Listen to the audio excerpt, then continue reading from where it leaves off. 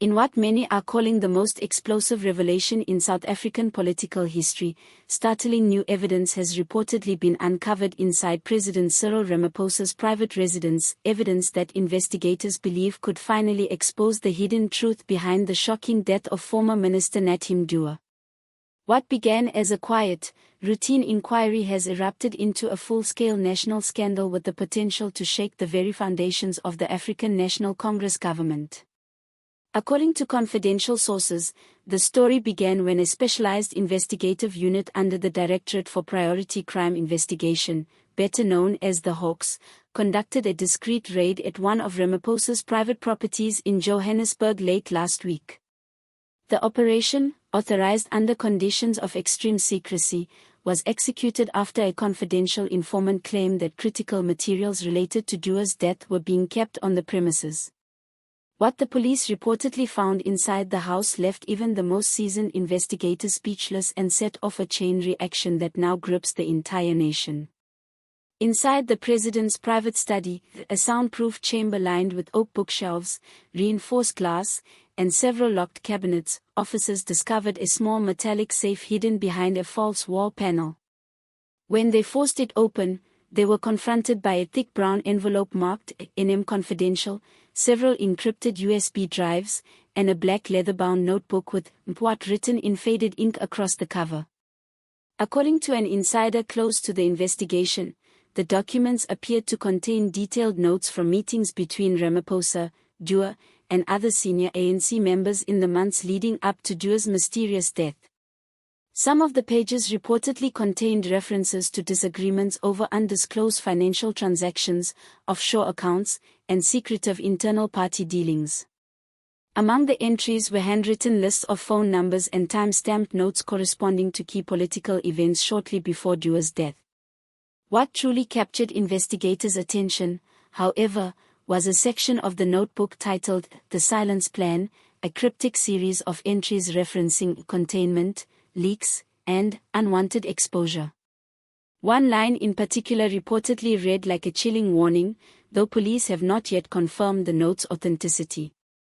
Forensic specialists are now analyzing the handwriting and ink composition to determine whether the notebook was indeed written by any of the individuals named inside. Alongside the notebook, investigators seized 3 encrypted flash drives that had been hidden inside a drawer labeled "Private Affairs." Early scans of the drives revealed vast amounts of digital data, including message backups, spreadsheets tracking financial transactions, and what appeared to be audio recordings of phone conversations. One of these recordings, partially recovered, allegedly captured a heated exchange between 2 male voices discussing a problem within the ranks and directly mentioning Mthethwa by name. An officer familiar with the recovery process described the clip as potentially explosive, suggesting it could completely alter the accepted narrative surrounding the former minister's death. Digital forensic teams are now working around the clock to decrypt the remaining files, though the process is proving extremely difficult. The drives are protected by high-level encryption protocols more commonly used in state intelligence and corporate espionage operations. The complexity of the encryption has raised further suspicions among analysts, suggesting that whoever protected the data possessed considerable technical expertise and resources. Perhaps the most mysterious discovery of all was a partially destroyed external hard drive found in the property's garage. Investigators believe the device had been deliberately burned in an attempt to destroy its contents. Using advanced recovery technology, forensic experts managed to extract fragments of data, primarily emails, that appeared to link several senior political figures to controversial government tenders and offshore financial dealings. Many of these correspondences reportedly contained the initials ANM, believed to refer to Nathi Mthethwa himself. The implications of these findings are enormous. If verified, they could indicate that Mthethwa's death was not an isolated tragedy but rather part of a much larger web of political manipulation and corruption reaching into the highest offices of power. As word of the discovery spread, social media platforms erupted with outrage and speculation. Hashtags such as #RamaphosaFiles, #JusticeForNathi, and #WhatAreThey Hiding began trending within hours, as citizens, journalists, and opposition leaders demanded that the seized materials be made public immediately. Opposition parties moved quickly to respond. Economic freedom fighters leader Julius Malema called for the president's immediate suspension pending the investigation, declaring, "If these allegations are true, then we are dealing with something far darker than corruption, we are dealing with state-sanctioned betrayal." The Democratic Alliance issued its own formal statement demanding that the full content of the recovered materials be presented before Parliament and handed over to independent investigators. Political analysts noted that the rare moment of unity among opposition factions underscored the gravity of the situation. The presidency, meanwhile, has remained notably quiet. In a brief press release, Ramaphosa's spokesperson dismissed the reports as politically motivated fabrications designed to destabilize the nation, yet the statement failed to explain why investigators had found documents directly referencing Dua in the president's private residence. The silence from the presidency has only intensified public speculation and fueled widespread suspicion that a massive cover-up may be underway. For months, the circumstances surrounding Nathi Mthethwa's death had unsettled South Africans. Official reports had initially described it as a tragic accident, but inconsistencies in the evidence and conflicting testimonies from those close to him had long suggested otherwise.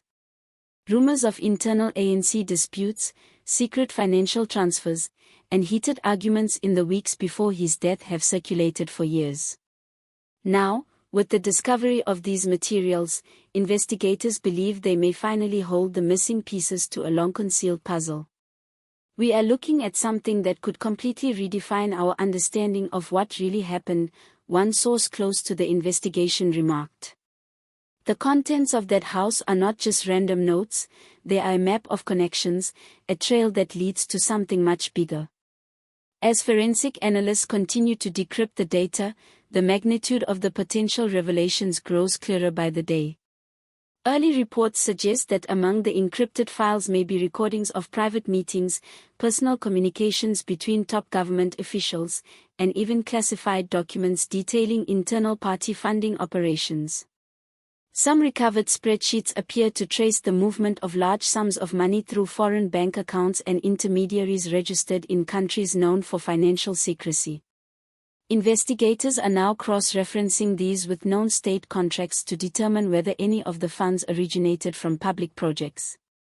The possibility that government resources may have been diverted to fund covert political activities or personal enrichment schemes has cast a long shadow over South Africa's leadership.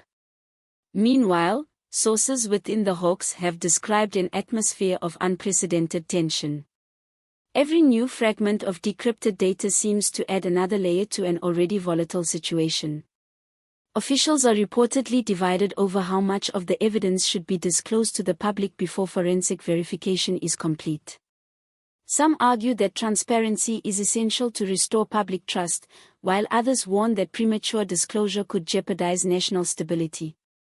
Within the ANC itself, whispers of factional panic have begun to spread. Certain party insiders, fearing that the files might implicate additional senior figures, are said to be lobbying behind closed doors for a containment strategy to manage the fallout. Journalists across the country are racing to piece together the story, sifting through leaks, anonymous tips, and legal filings in hopes of constructing the broader picture. Independent media outlets have reported that at least some of the seized documents mention meetings involving individuals previously linked to controversial tender allocations and foreign investment deals. Several reporters claim to have seen excerpts referencing code names for prominent business figures and intelligence operatives, although none of these details have been officially confirmed. The speculation has nonetheless fed a national obsession. Radio talk shows, television debates, and online forums are dominated by arguments over what the findings could mean for South Africa's political future. The broader implications extend far beyond one death or one administration. If the materials prove authentic, they could expose systemic patterns of corruption, surveillance, and manipulation that have persisted for years under successive governments. The idea that Dua might have uncovered sensitive information threatening to expose high-level misconduct, and that his death was orchestrated to prevent disclosure, has reignited public anger over accountability and justice. Many citizens who had grown disillusioned with the political system now see in this scandal both a symbol of decay and a possible turning point. Civil society groups have announced plans for nationwide demonstrations demanding government transparency, while legal experts have begun preparing petitions for judicial oversight of the investigation. At the same time, government loyalists have attempted to frame the discovery as part of a coordinated disinformation campaign. They argue that the timing, so close to upcoming party elections, is suspicious and that certain political rivals could be exploiting the situation to destabilize the ruling party. The presidency's communication office continues to urge citizens to withhold judgment until verified findings are released, but the call for patience has largely gone unheeded. Public confidence is eroding rapidly, and each new rumor adds fuel to the growing fire. Even within the intelligence community, quiet concern is mounting. Former officials warn that if the allegations of encrypted surveillance data and secret recordings prove true, South Africa could be facing its most serious political crisis since the end of apartheid. Behind the scenes, international observers are also watching closely. Several foreign embassies have reportedly requested updates from the South African government, concerned about potential implications for regional stability and trade relations. Financial markets have shown subtle but noticeable fluctuations, with investor confidence wavering amid uncertainty. Economists note that while the direct economic impact is still limited, prolonged political turmoil could have far-reaching consequences for the nation's already fragile economy. As the investigation unfolds, one question looms above all others: what exactly did Nathi Mthethwa know, and why did he die so suddenly after voicing concerns about unseen hands within government operations? The evidence recovered from Ramaphosa's residence may finally provide the answers. If the handwritten notes, digital files, and audio recordings are authenticated, they could constitute the most damning collection of evidence ever assembled against a sitting South African president. Yet, skeptics caution that without transparency, even the truth can be twisted. The battle now is not only for justice but for narrative control: who defines what is true, and who benefits from its concealment. For the moment, South Africans are left waiting, watching, and wondering. Outside the union buildings in Pretoria, small groups of protesters have already gathered, holding signs that read, "Truth before power" and "No one is above the law." The atmosphere is tense but determined, the sense of history palpable. Commentators have compared the unfolding situation to the great political scandals that have reshaped nations, from Watergate to state capture. Whether this investigation leads to reform or repression remains uncertain. What is certain is that the revelations from that Johannesburg residence have already changed everything. They have cracked open a door that cannot easily be closed.